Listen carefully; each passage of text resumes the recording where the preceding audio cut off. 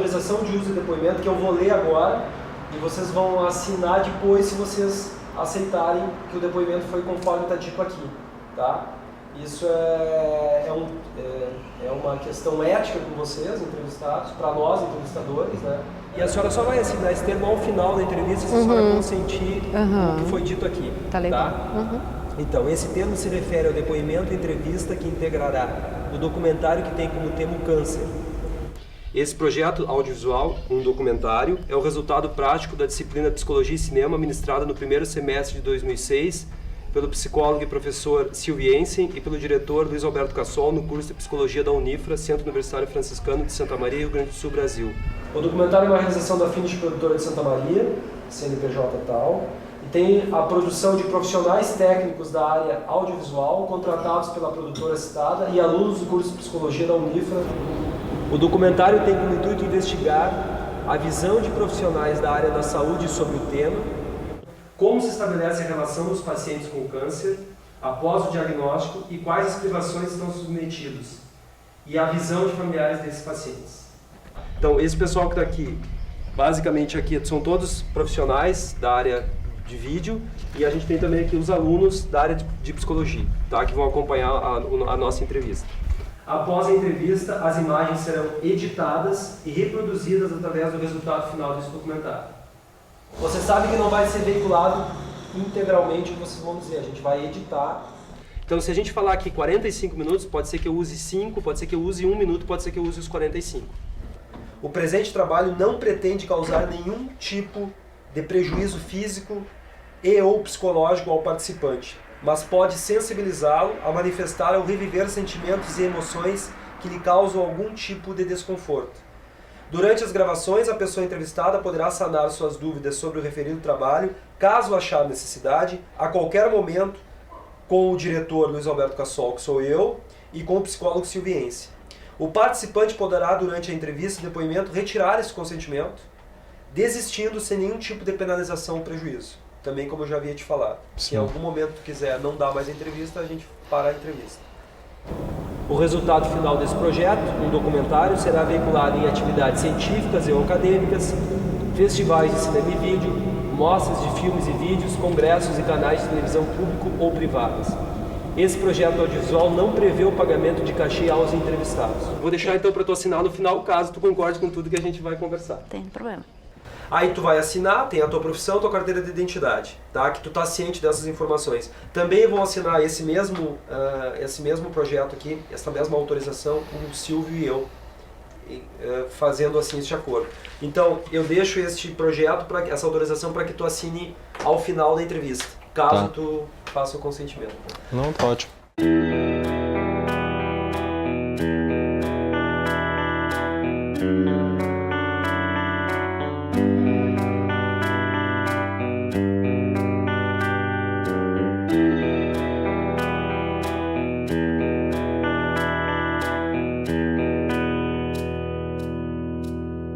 A gente começou a trabalhar na área de hematologia, que se dedica à parte de estudo de doenças do sangue, isso já na década de 60. A oncologia, quer dizer, a cancerologia de tumores sólidos ainda era bastante atrasada, né? E dependia muito da cirurgia e da radioterapia. E o câncer do sangue, que nós vamos dizer o câncer hematológico, era um câncer que já se tratava não com cirurgia, nem somente com radioterapia, mas também com outros meios como a quimioterapia. Então, isto foi muito importante para que nós dessemos o salto da hematologia para a cancerologia, porque passamos também a receber no hospital universitário os chamados tumores sólidos. Durante esse período, a evolução foi enorme, foi inimaginável quanto à cura do câncer. Mas isso aqui não foi homogêneo, não foi para todos os tipos de câncer. Tem cânceres que o tratamento sofreu uma transformação total, isto é, cânceres que eram incuráveis passaram a ser curáveis em 50%, em 80%, em 90%, o que mudou completamente a expectativa dos próprios pesquisadores, que não esperavam que isso viesse a acontecer num período tão curto de 3 décadas, 3, 4 décadas. Existe alguma diferença do que está sendo feito, tratado hoje no mundo e daquilo que está sendo feito no Brasil, cientificamente, para o tratamento do câncer? Os institutos de pesquisa fora do Brasil, evidentemente, na Europa, nos Estados Unidos, eles estão mais desenvolvidos, principalmente no que se refere à ciência básica de pesquisa. Os Estados Unidos, por exemplo, têm verdadeiros exércitos de PhDs e que estão trabalhando na intimidade. Eles têm mais dinheiro para financiar esse tipo de pesquisa, evidentemente, né? Assim como também a indústria farmacêutica, os grandes conglomerados de produção farmacêutica. Por exemplo, alguns anos atrás, havia um dos laboratórios americanos que dispensava em torno de 3 bilhões de dólares por ano somente para pesquisa. Isso, evidentemente, nós no Brasil não podemos dispor. Mas assim, como é que estamos no Brasil cientificamente? Assim, dá para se dizer que também temos uma... Estamos acompanhando... Quais são os polos no Brasil desta pesquisa? Olha, existem vários lugares no Brasil. Fica difícil dizer, porque num determinado lugar tem uma área de ponta, noutra tem outra área de ponta. Mas no que se refere ao tratamento do câncer, o Brasil vem seguindo os passos de que é feito no exterior. Geralmente os grandes progressos que foram alcançados no exterior estão sendo também alcançados no Brasil.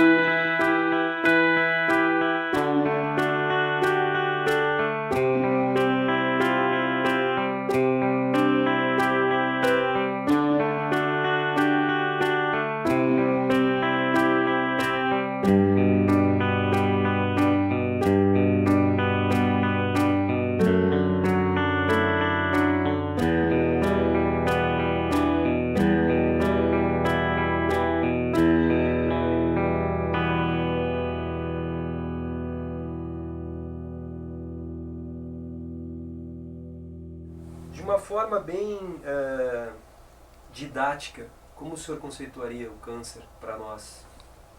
O câncer na sua base, é uma doença genética, não é? Porque ela altera o comportamento do DNA, não é? Do RNA e assim por diante. Quer dizer, é uma doença que, apesar de ser genética, não quer dizer que seja hereditária, porque há muito essa confusão. Mas também isso é meia verdade, porque tem alguns cânceres que são hereditários. Num maior ou menor grau, são hereditários.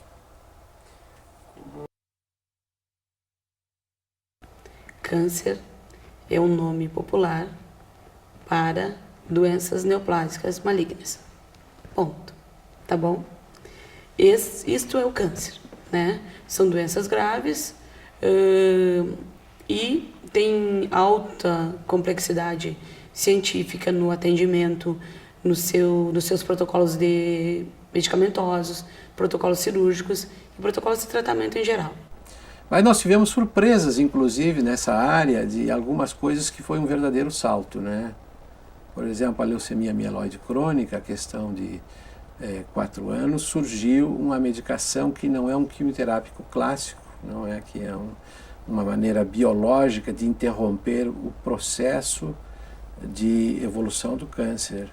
Então essa medicação, por exemplo, que tem um funcionamento completamente diferente, é verdadeiramente milagrosa e era inimaginável que de uma hora para outra nós passássemos a ter essa doença controlável e talvez até curável, né?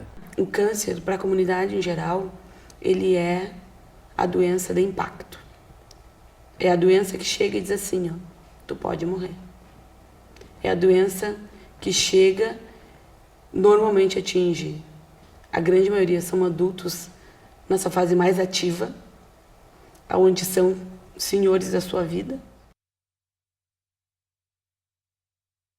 Nesse mesmo exame, eu tinha feito um exame no raio-x do joelho, que eu senti um pouco de dor no joelho. O que passou pela minha cabeça? Nunca, na época até eu conhecia, ouvia falar anemia, porque minha mãe teve anemia, mas leucemia nunca tinha me passado pela cabeça. E daí cheguei no consultório do doutor e minha mãe estava em prantos, chorando tudo. O que aconteceu? Eu pensei, a primeira coisa que veio na minha cabeça, eu disse, até conformei ela, mãe, se precisar fazer uma cirurgia do joelho, eu faço, porque era o que estava me passando pela cabeça. Nisso, até eu peguei, e nisso teve aquele meio tempo, nós conversamos um pouco, e ela não me falou nada, o que era, o que não era. Daí eu entrei no consultório, na sala do doutor, e comecei a conversar com ele. Aí ele pegou e no final da entrevista ele falou, Fernando, o que tu tem é leucemia. Tem cura, eu tive, eu me tratei, isso não escolhe nem data, nem raça, nem classe social, nem cor, não escolhe idade, tu poderia ter vindo uma semana aqui antes, não ia acontecer nada. Isso quando é para dar, acontece. Quando é para acontecer, não tem. E daí, o que eu ia fazer? Não, como eu te falei, não sabia. Saí dali sabendo que ia ter que fazer um tratamento. Passou sexta-feira, meu pai e minha mãe vieram, vi aqueles caras batidos, mas como eu não sabia o que ia ser, como ia ser, parecia uma coisa que não estava acontecendo. Fomos para o hospital. Quando eu entrei no hospital e fui para o quarto, que eu sabia que eu ia ter que ficar ali, aí eu me senti mal. E aí, quando deu na biópsia, né, que era maligno, e o doutor já tinha visto que tinha nas axilas também, né? Então não era só no seio, já estava pelas axilas. Né? E aí ele disse, né, que o câncer era um câncer maligno. E eu vim até em casa aqui, né, e daí eu fui direto com o pároco, né? Daí eu disse para ele, olha, padre, eu tô com câncer e é maligno. Aí que eu fui começar a repartir com as outras pessoas, né? Aí foi até um dia que eu estava trabalhando, foi um sábado, só não lembro quando, nada, eu lembro que foi num sábado, aí eram umas 8h30 da noite mais ou menos, eu não aguentava mais de pé de tão ruim que eu estava e eu peguei e saí e fui pro plantão do hospital.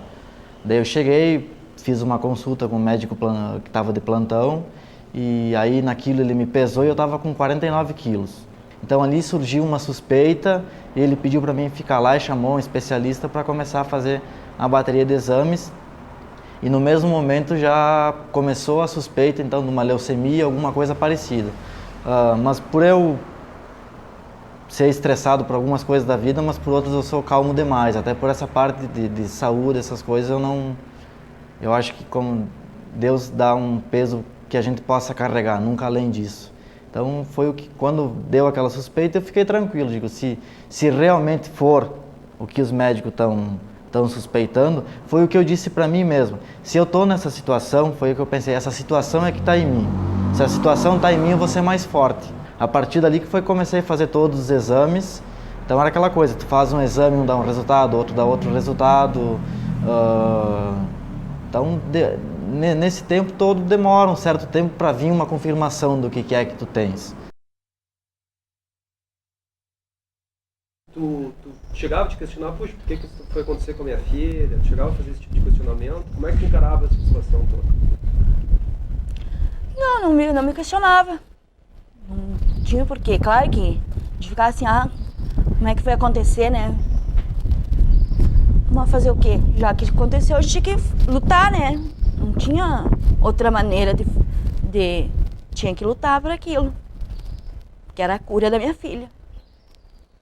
Aí eu chorava, porque até eu pensava, não fiz nada de errado, o que eu fiz de errado para estar aqui? Nada. Aí aconteceu o quê? Comecei a fazer o tratamento. E o interessante também foi que a minha própria médica me disse, numa dessas consultas, que o tratamento da maioria das doenças, 60% é o psicológico da pessoa que cura. E quando ela me disse isso, não sei se ela me disse isso para me incentivar para qualquer coisa, mas quando ela me disse isso, eu olhei para ela, comecei a sorrir, digo, então para mim não tem problema que eu estou curado do que for. E eu levantei da cadeira e estava suspeita de eu fazer uma cirurgia. Eu disse, então vamos para o hospital e vamos fazer essa cirurgia. Daí ela me olhou, ela sorriu também, disse que bom, eu vi isso de ti, que tu tá preparado. Eu disse assim, psicologicamente eu tô e vamos. Aí foi assim, não, mas agora tem a questão de estar debilitado, daí que começou o preparativo para que eu pudesse fazer a cirurgia. E a partir de que foi feito todos os exames e que foi constatado que esses gânglios, ao invés de eles darem nos lugares, eles deram interno. Eles deram internamente e eles estavam se transformando no que teme todo mundo, que é a palavra tumor, né? Aí foi constatado de que eles estavam internos, que eu estava com eles no pâncreas, no baço, no intestino e no rim. Então, e que no baço foi onde que ele já estava enraizado. Então, a partir daí foi uma série de exames e tal, para poder chegar à cirurgia que eu fiz ela, que foi agora, esse ano aqui, fez 4 anos em agosto que eu fiz ela daí. Com que idade tu soube que a tua filha tinha câncer? Ela tinha 2 meses de vida. 2 meses. 2 meses. Conta pra mim como foi essa história. Hoje ela tá com 5 anos. 5 anos.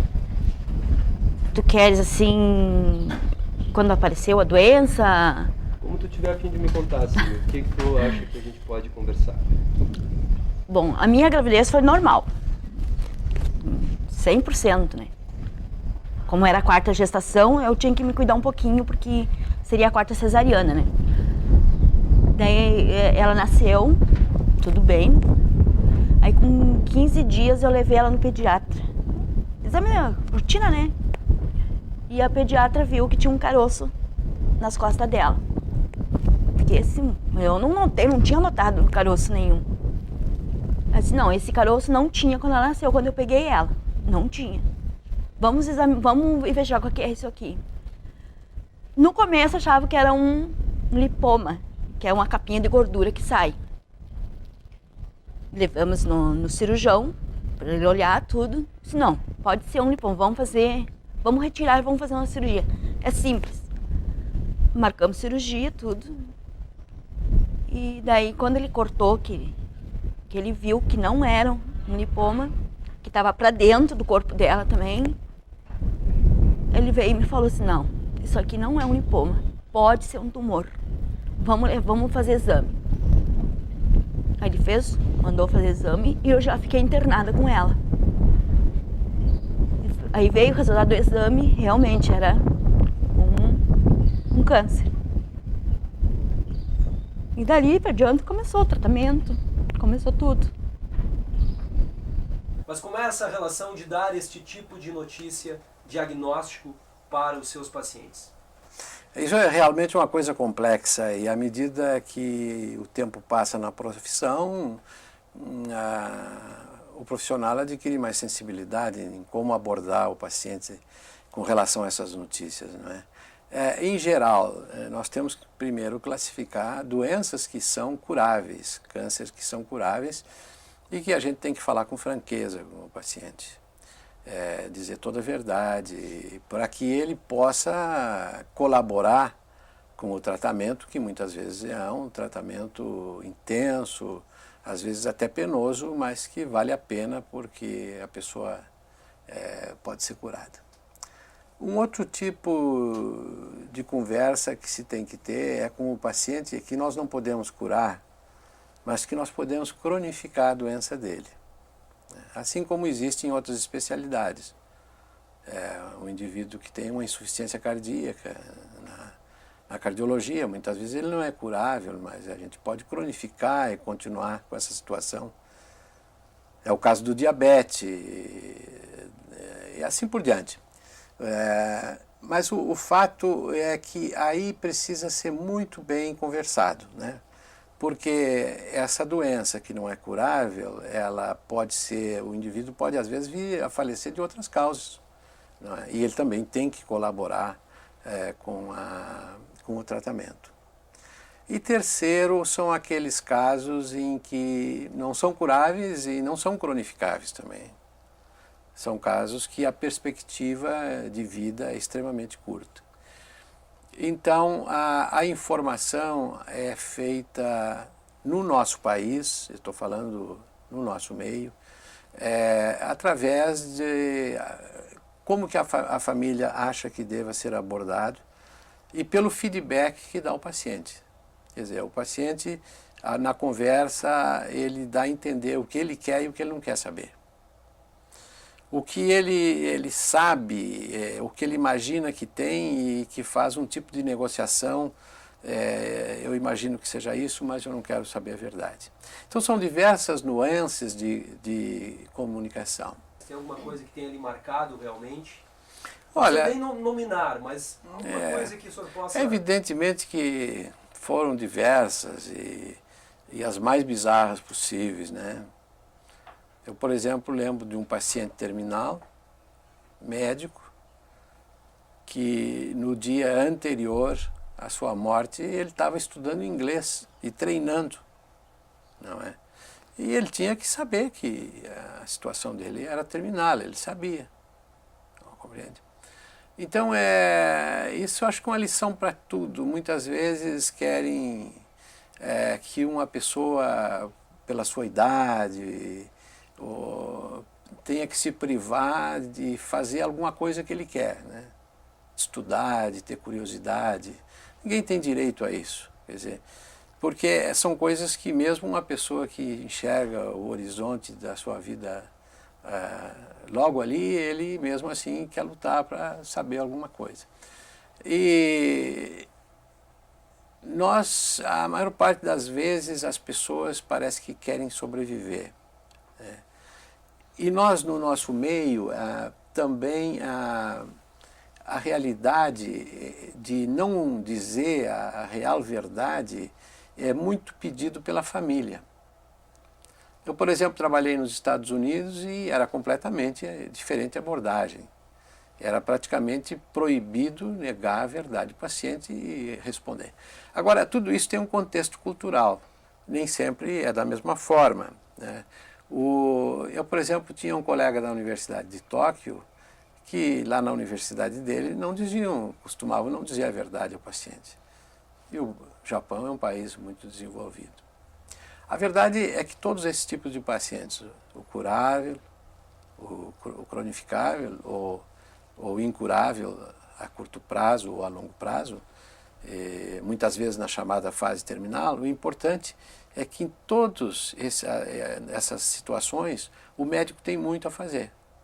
O médico não pode, o especialista não pode dizer não tem nada a fazer, ele tem. Ele pode aliviar a dor, ele pode aliviar a depressão do paciente, ele pode excitar certos, proporcionar ao paciente que tenha um entendimento de que a morte é uma coisa natural.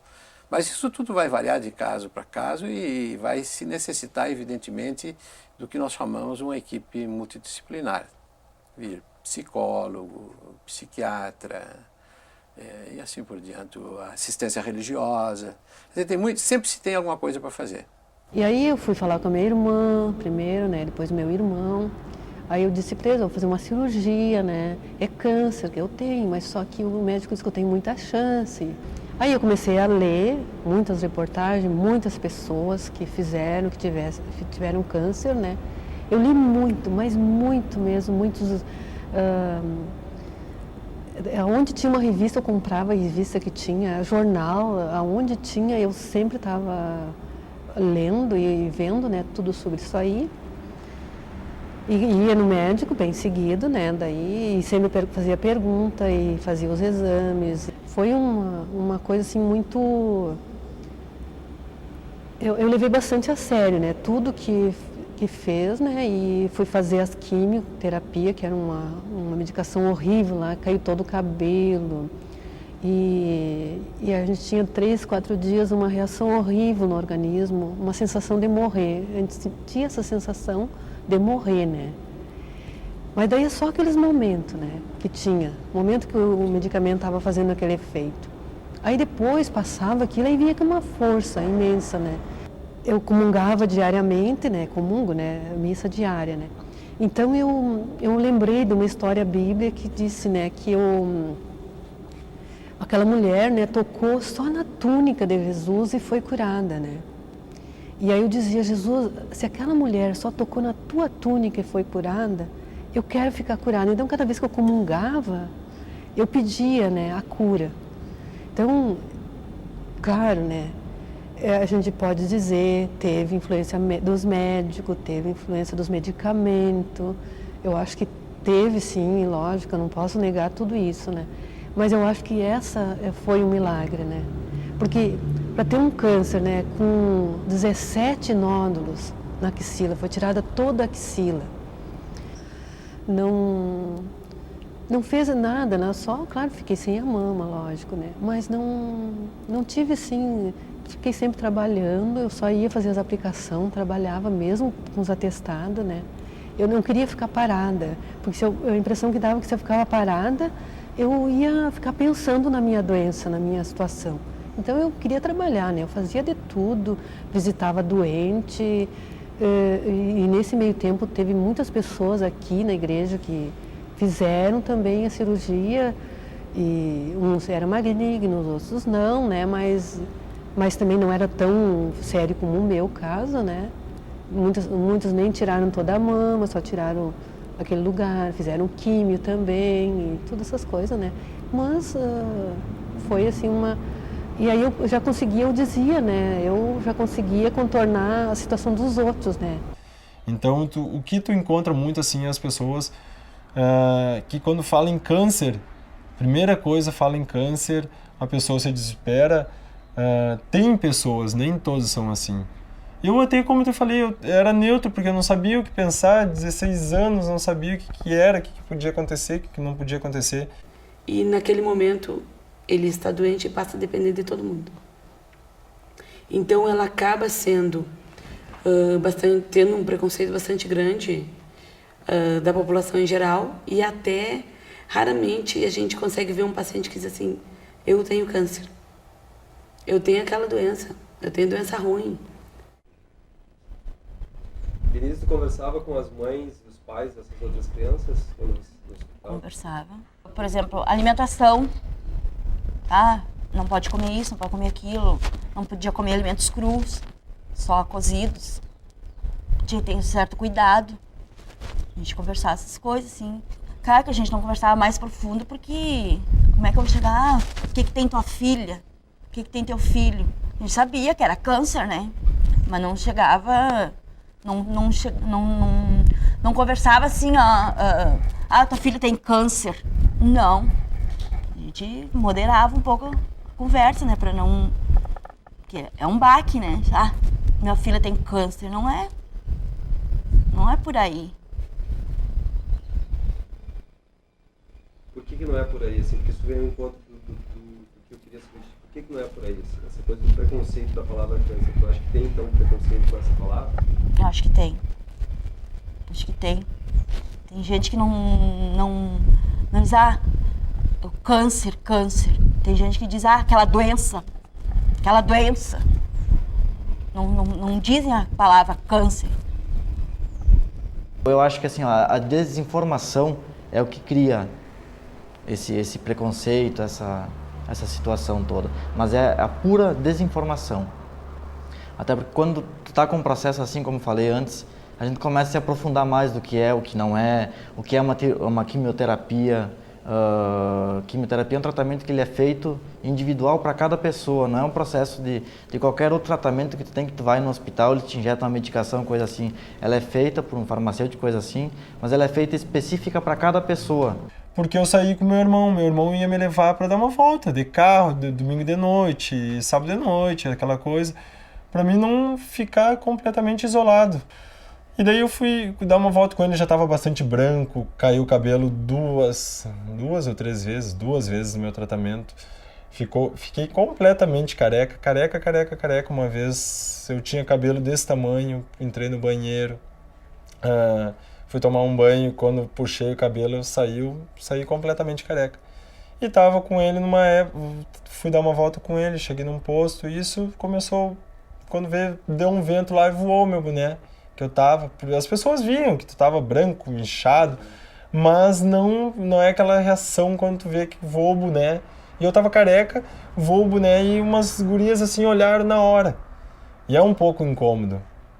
Como é que não vai ser, né? Tu era com o cabelinho todo bonitinho, isso, aquilo, e de uma hora pra outra, quando vê tu tá careca ali, as pessoas olham, só que não olham normal, assim, é o fulano, um guri ali. Olharam assim, foi a única vez que eu me senti, pá, tô doente, eu sou doente. Na hora passou alguma coisa assim. Acho que não tem por que ter preconceito. Câncer, quem é que não tem? Quantos casos tem aí de câncer? E é uma doença curável.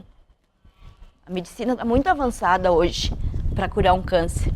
Parece que esse preconceito, à medida que vai se sabendo que o câncer é uma doença que pode ser curado, esse preconceito também tem diminuído. Mas ele ainda é muito arraigado. Quer dizer, parece que a pessoa fica sinalizada, fica marcada, aquele indivíduo teve câncer, tem câncer. E isto não é só dentro do campo das pessoas leigas, isso também dentro da medicina também é assim, né? Como que a pessoa esteja marcada para morrer. Muitas vezes ela não morre daquilo. São inúmeros os casos de pacientes graves que são atendidos e que depois a gente conversa com eles e quantos amigos que eram sadios ao longo dos anos já se foram, né? Então o negócio é lutar, né? Independente da gravidade, né? É claro, dentro dos casos cronificáveis, dos curáveis, independente da gravidade, é lutar sempre, né? Porque a pessoa pode sair do outro lado vitoriosa. Que acho que câncer não vai ter cura.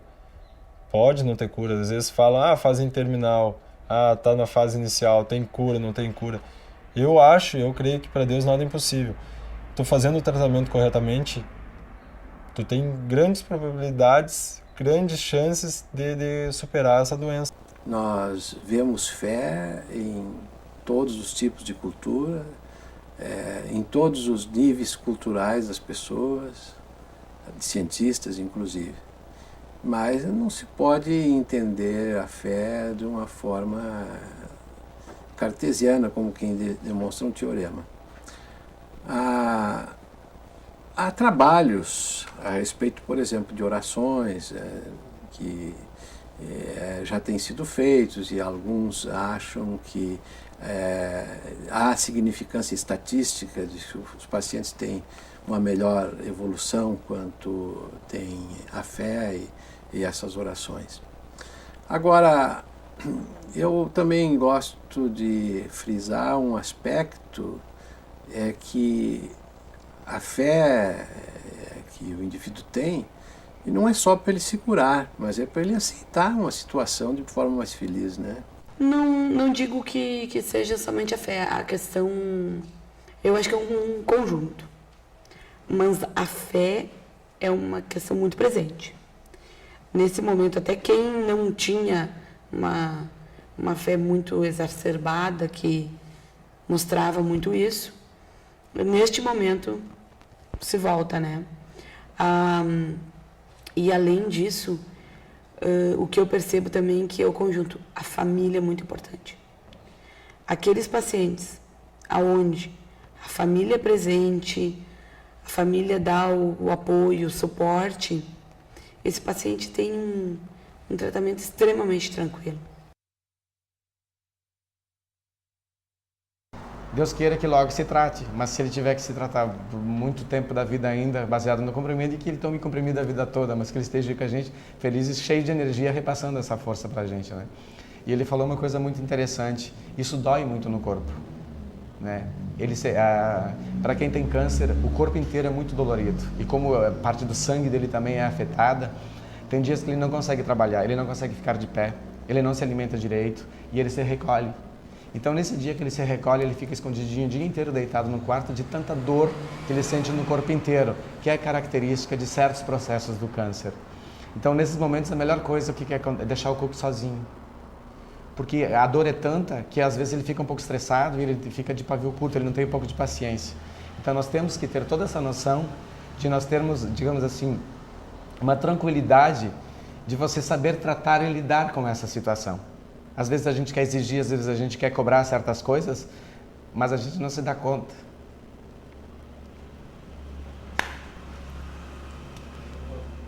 Que a gente não quer estar no lugar. A gente acha assim, nunca vai acontecer comigo, sempre com os outros. E na hora que aconteceu, cara, que eu me desesperei, né? O médico disse, tua filha tem 50% de vida, só. Toda a minha família me ajudou. Todas, sem exceção. Tanto da família do meu marido quanto da minha família. Todos me ajudaram, o que podiam ajudar, eles ajudaram. Ele carrega muito melhor do que a gente. Nós sofremos mais do que ele. Nós, irmãos e família, os pais, a gente sofre mais do que ele. Ele consegue repassar pra gente uma tranquilidade, uma energia tão intensa que nós não conseguimos passar. Ela ficou 1 ano e meio em tratamento. 1 ano e meio. 1 ano e meio em tratamento. Aí fizemos exame, tudo, ela não tinha mais nada. E o ano passado recidivou, voltou o câncer, mas na face daí, o mesmo tumor. Como é que é assim a tua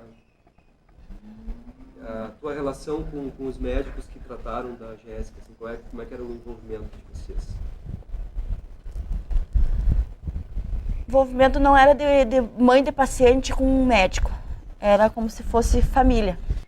Eu procuro criar um vínculo com o paciente naquele momento, até para que ele aceite o meu tratamento, o tratamento que eu vou, o cuidado que eu vou prestar para ele, né? Porque como eles ficam muito tempo no tratamento, por exemplo, uma leucemia linfocítica aguda, a criança vai ficar 2 anos e meio, mais ou menos, se tratando. Daí o que acontece? Eles também criam empatia com os profissionais. Eu só quero que a enfermeira tal faça tal coisa. Claro que a gente procura não deixar isso acontecer, em função que às vezes ele vai precisar ser atendido por outra e não vai ter escolha, né? Mas naquele momento que eu estou ali, eu procuro me dedicar exclusivamente a ele, né? Aqueles pacientes, cada um, ele é único.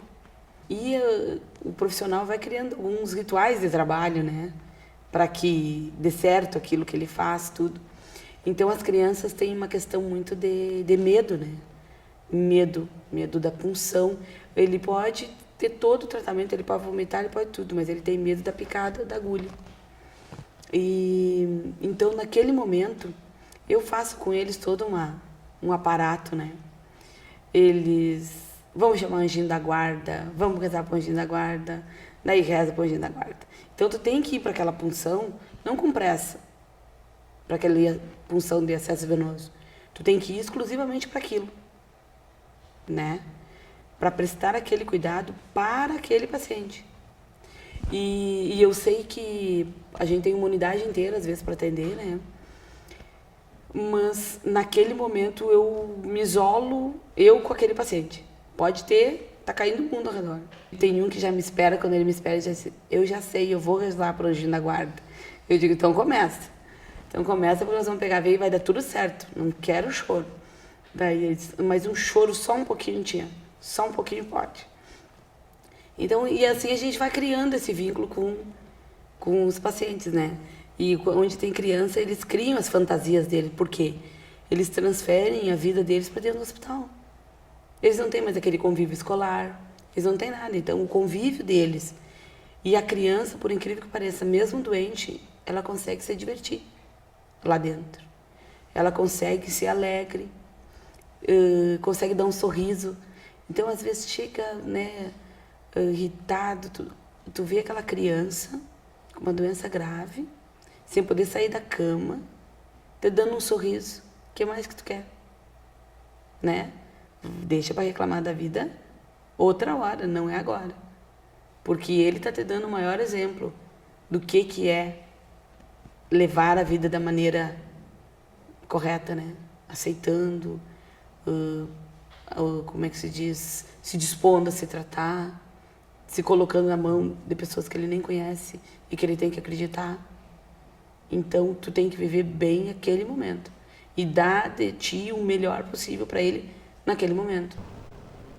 Passado a cirurgia, eu estava com os pontos da cirurgia, eu fui cortar cabelo. Que um cliente meu, ele ia ser padrinho de casamento, ele ligou no meu celular, por isso que ele ligou no salão e disseram que eu não estava trabalhando. Aí ele ligou no celular porque disse que ele era padrinho de casamento e ele precisava cortar o cabelo. Só que ele não sabia o que tinha acontecido. Aí eu marquei ele e fui até o salão cortar o cabelo dele. Que até o próprio médico ficou sabendo que eu estava no salão cortando o cabelo dele, ele foi lá no salão para ver, porque ele não acreditava. Pela dimensão da cirurgia que eu tinha feito, e eu estar lá Nem 10 dias depois, estava ainda com os pontos cortando o cabelo. Eu digo, não, assim, eu não vou me entregar para essa situação. Aí foi que o projeto de vida foi viver. O meu projeto de vida é viver. Comecei a me ajudar. Como eu falei para vocês, tive choros, chorava às vezes escondido da minha mãe para não ver ela triste. Se eu visse ela triste, por quê? Porque ela saiu da nossa casa comigo e foi morar junto no hospital. Bom, minha relação entre mãe e filha foi, assim, eu vou dizer, muito apegada uma na outra. Tanto é que era só eu que saía com ela, né? Hospital, ambulatório, hospital de 15 em 15 dias, fazia quimioterapia, ficava 3, 4 dias no hospital. Claro que minha mãe ajudava, meu marido ajudava, mas era só mãe a mãe, né? Sempre com uma... que mais vou dizer? Medicação, tinha que dar pra ela, né? Tanto é que se tu me perguntar se eu sei funcionar um catéter, eu sei funcionar um catéter. De tanto ver as gurias funcionar o catéter, que ela tinha catéter, né? Tirou agora, semana retrasada, ela tirou. Mas tu aprendeu vendo ou tu fez na prática? Aprendi vendo mexer no catéter dela. Todas as pessoas a gente lembra até hoje daquele meio onde eu convivi por 2 anos e 8 meses, que foi o hospital. Por quê? Porque lá era minha nova casa. Então, tinha que estar lá, passava uma semana lá, 8 dias, mais até, vinha para casa, ficava 2, 3 dias. Mas o fato de tu vir para casa já ajudava muito. E ali em diante começou todo um trabalho, assim, eu comecei na mente da pessoa, quer queira ou não, tu muda completamente. Então aquela mente de adolescente que eu tinha de 16 anos muda. Porque tu tá ali pra quê? Podia estar minha mãe, podia estar qualquer um de vocês lá no meu lugar. Eu faço isso por ti, não é adiantar, porque quem é que tinha que se esforçar, quem é que tinha que se ajudar era eu. O senhor, médico, oncologista, uma referência, o senhor também sabe que tem câncer. Como é que é para alguém que trata em determinado momento da sua vida saber que tem câncer? Como se deu isso? Como é que o senhor aceitou isso? Como é que o senhor está trabalhando com isso? Desde que o senhor soube. Na realidade a minha experiência data de 11 anos, né? 11 anos eu tive o primeiro assalto, não é? E 2 anos antes eu havia escrito, juntamente com um colega amigo de Curitiba, um capítulo de um livro sobre essa doença. Então, eu sabia das minhas possibilidades, tanto de superar a doença como de vir a sucumbir. Infelizmente, eu fui vitorioso nessa vez. O impacto psicológico é realmente uma coisa bastante traumática, não é? Agora, ao mesmo tempo, tem que considerar que era um câncer que era controlável, curável ou controlável. Seria um impacto muito diferente se eu tivesse um câncer que aquilo representasse nenhuma possibilidade de sobrevivência. O convívio com a situação da incerteza é uma coisa que a gente vai se adaptando com o tempo. E com o tempo vai sabendo que ele pode ser assaltado por outras coisas que não foi a sua doença. E você vai vendo que sobrevive enquanto vários sadios, como eu falei antes, vão morrendo ou tendo doenças mais graves. Então, tudo isso vai estruturando no indivíduo uma maneira diferente de pensar. Depois vem o segundo assalto, numa época que já não era para vir mais, porque o linfoma é um tumor que quando o indivíduo tem a resposta total e fica aparentemente curado, geralmente a sua volta, a sua recidiva, acontece dentro de 2, 3 anos. E é difícil que aconteça tardiamente, quando esse linfoma é de alto grau. Na realidade, comigo aconteceu uma coisa excepcional, mais de 10 anos depois. Na realidade, havia sido um pouco antes, não tinha sido detectado.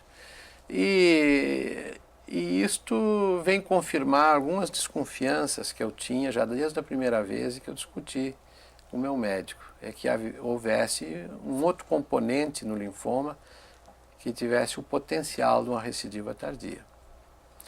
Então, não houve impacto psicológico e físico, não é? Mas a gente tem que aprender a conviver com essas coisas e às vezes a gente vê as pessoas de fora enxergando a gente de uma forma pior do que a gente se enxerga.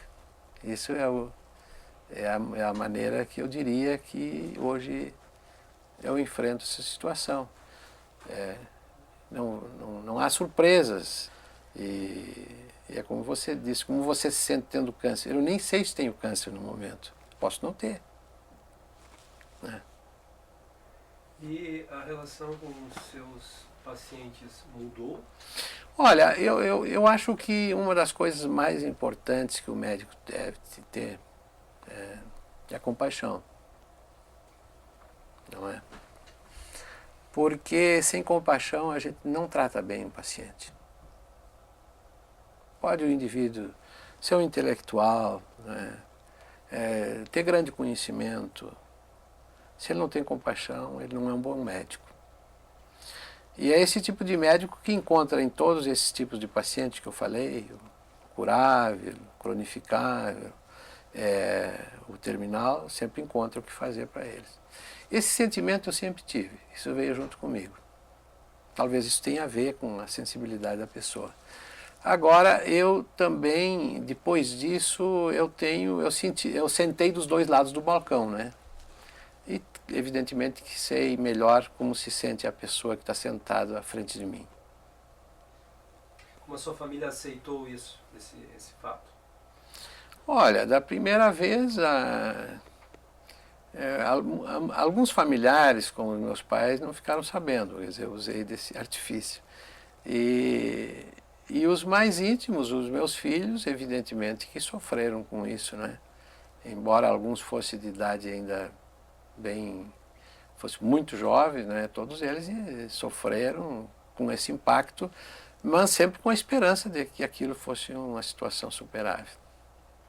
Estou falando do Dr. Valdir. O Dr. Valdir é uma das pessoas, foi o nosso primeiro entrevistado, porque o Dr. Valdir é um oncologista, mas ele também fez tratamento para câncer, né? Como é que tu vê como é que foi o teu envolvimento com o Dr. Valdir, a experiência com o médico e agora sabendo que ele também teve que enfrentar a mesma experiência? Quando eu tomei aquilo, então, quando eu caí na real, que eu sabia que eu tinha que ficar ali parado fazendo tratamento, e ele disse, muitas vezes vinha na minha cabeça, sempre aquela coisa que ele tinha me dito no primeiro dia que eu fui entrevistado por ele. Eu me tratei e eu tô aqui curado. Então isso foi muito forte pra mim. Então eu sabia, a pessoa próxima que eu tinha, eu era o mais próximo. Ele era o doutor que estava me tratando, e ele foi paciente de outros doutores. Muitas coisas, às vezes eu perguntava para ele, doutor, eu vou ter que fazer, estou fazendo isso e aquilo, quantas semanas de quimioterapia eu vou precisar, quantos o senhor precisou, quantos o fulano precisou, e ele sempre falava, Fernando, cada caso é um caso. Teu organismo reage de um jeito, o meu reagiu de outra forma e o outro organismo reage de outra forma. Cada caso é um caso. Na época, que tipo de desejo tu tinha que tu não podia alcançar? Quais eram as coisas que tu desejava, que tu queria, coisas que tu gostaria de fazer e tu não podia fazer? É como eu falei, na época eu não queria sair. Às vezes ouvia o barulho de carro, som, aquela coisa toda, de pessoas mesmo passando, rindo, se divertindo, e eu não podia. Fora isso, gostaria de ter uma namorada, às vezes pegava e me queixava, mãe, queria ter uma namorada. E a minha mãe falava, tu sabe que não dá, agora não dá, não adianta. Eu ficava com aquela coisa assim, às vezes, eu queria ter uma pessoa ali, uma menina para estar junto comigo, mas não tinha. Era um dos desejos mais fortes que eu tinha, era esse. E, como tu disse, o principal era ter a cura e acabar o tratamento. Teve uma namorada depois disso? Ah, não, depois era outra coisa. Depois deslanchou? Não chegou a ser deslanchado no primeiro momento, mas depois passou toda aquela coisa, aquele desejo que tinha. Mas aí passou. Hoje? Tenho namorada hoje. Como é que tu relata isso pra tua namorada? Até primeiro, quando eu comecei a namorar com ela, isso, a atual agora, namorada atual. Eu contei pra ela e toma um choque, né? Pá, fica pensando. E daí não pergunta, porque recém começou o namoro, não pergunta como é que era. Hoje em dia pergunta as coisas, hoje em dia eu pego e falo, até como ela tá fazendo enfermagem, eu pego e falo com outras namoradas que eu tive, também comentava sempre. Eu, mais ou menos, na minha forma de pensar, é tão interessante a gente fazer esse comentário agora, e para que vocês tenham gravado esses depoimentos da gente, que são coisas que a gente nunca conversou. Sobre o projeto doença, o projeto câncer, a situação, a vida câncer, né? Raramente a gente conversa, porque a gente não consegue dar sequência no assunto. A sensibilidade é mais forte, a emoção ela toma conta da gente. Então é a primeira vez que a gente está realmente falando abertamente, com muita segurança e convicção, sobre câncer. Agora, vendo câncer na situação do meu dia a dia, com o Cook convivendo com a gente, e como eu disse, nós aprendemos a conviver com ele e ele nos dá essa luz e essa esperança, que eu já não penso mais em amanhã não tê-lo comigo. Se eu ficar pensando em não ter com ele, eu não vou concluir nem o meu objetivo e nem eu dar o meu apoio para ele. Como foi para a senhora, assim, com a sua fé, trabalhar com essa questão do seu corpo, ter retirado uma mama? Foi uma coisa muito interessante. Eu nunca fui vaidosa, nunca fui assim, sabe? E quando eu fui tomar o banho para ir para o hospital, naquele dia, eu pensei, meu Deus do céu, olha só a perfeição das minhas mamas. Eu pensava, e agora ficar sem as mamas? Eu chorei tanto, eu chorei. Foi uma coisa assim, ó, eu pensava, meu Deus, não vou sair daqui desse banheiro. Sabe? A impressão que dava que eu não ia... Eu me senti muito triste com aquilo, né? E aí, mais uma vez, veio uma citação bíblica para mim, que foi assim, ó... se os teus olhos não te ajudam, arranca-os. Se a tua mão esquerda não... arranca-os.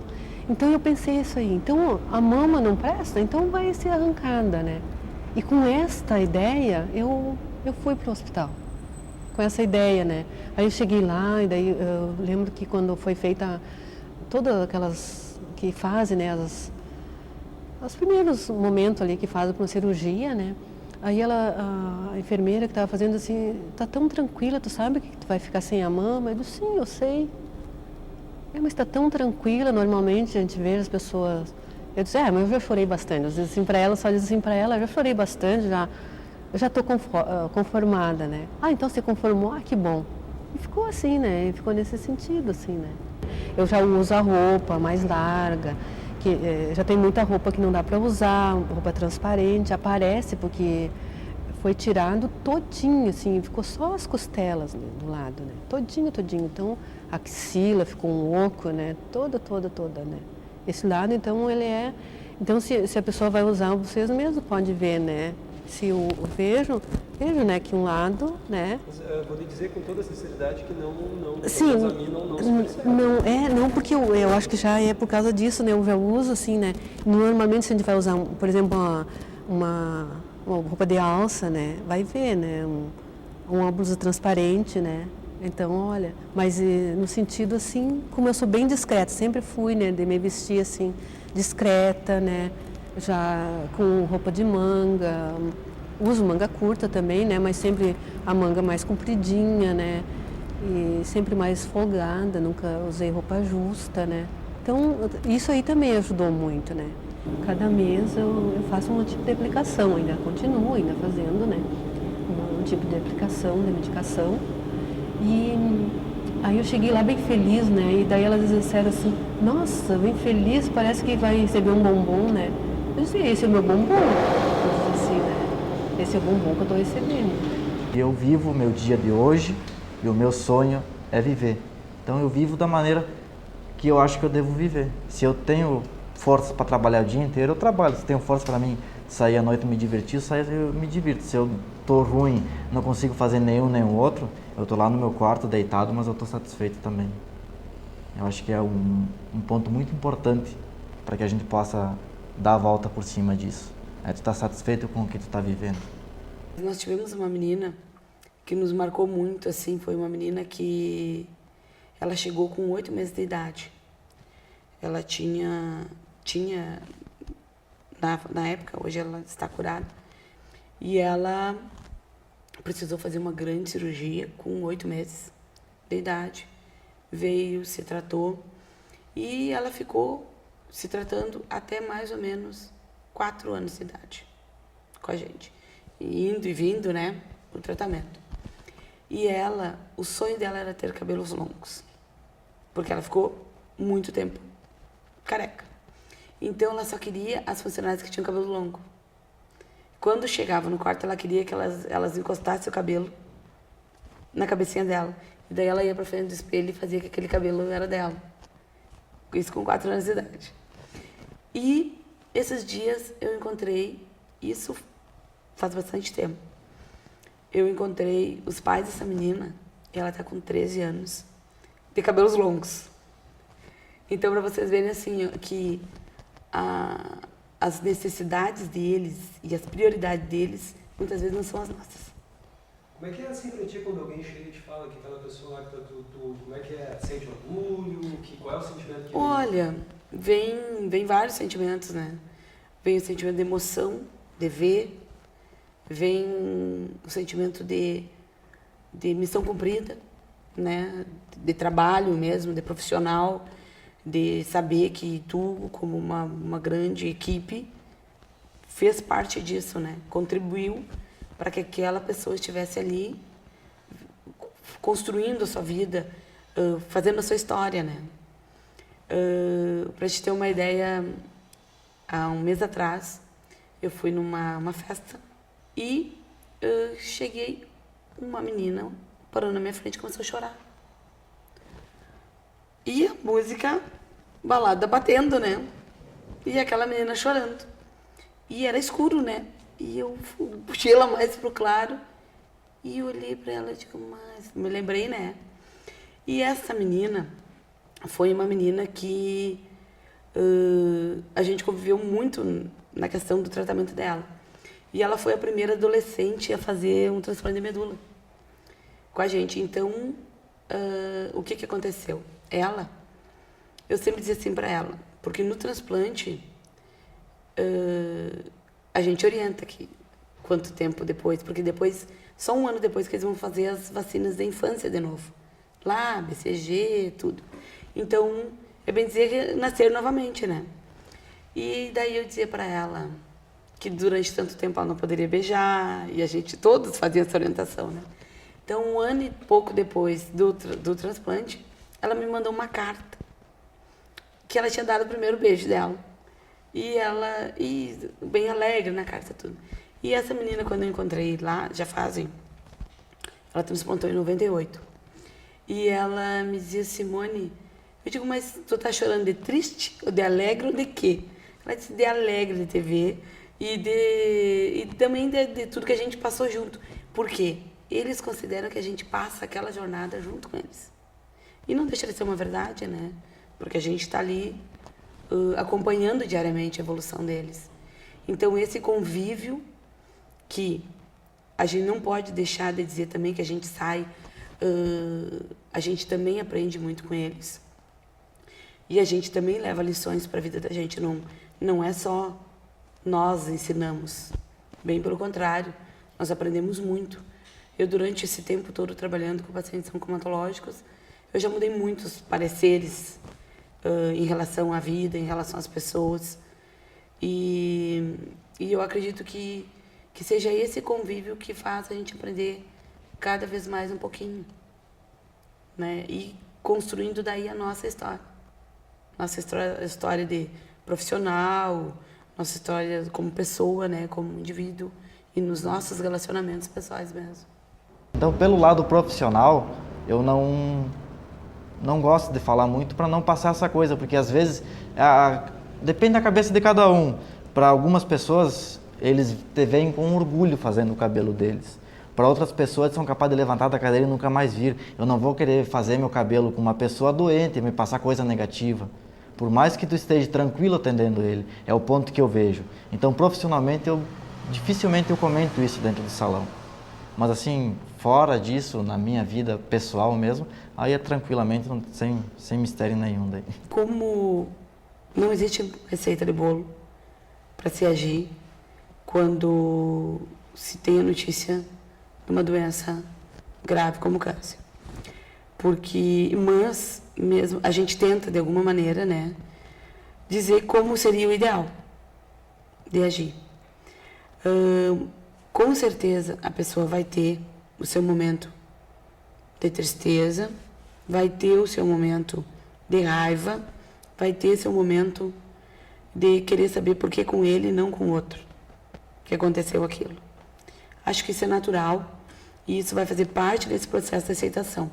Ele tem que se deixar, se permitir ficar bravo, tem que se permitir ter raiva, tem que se permitir saber que trabalhou, está estudando, está isso, está aquilo, e justo agora que eu tinha todo o meu planejamento, isso aconteceu. Tudo bem. Passou a raiva, vamos se tratar então. Não abandone nunca o tratamento. Quer tomar chá, que a avó indica, quer tomar chá que o curandeiro lá falou, toma. Mas nunca abandone o tratamento indicado e convencional que é necessário. Por quê? Eu tinha vários planos e talvez eles fossem cortados com essa doença, mas a minha chance agora é se tratar. Depois é um outro momento. Eu vou usar um pensamento de Chopra. O passado é uma história, o futuro é uma dúvida e o presente é uma dádiva. Vive o teu momento agora, te trata e depois vai ver qual vai ser teu futuro. E não há razão de haver preconceito com o câncer, porque ela, em grande parte das vezes, é uma doença prevenível, controlável, curável ou, às vezes, suscetível de grande alívio. É isso. Eu agradeço muito, então. Bem, muito obrigado. Viu?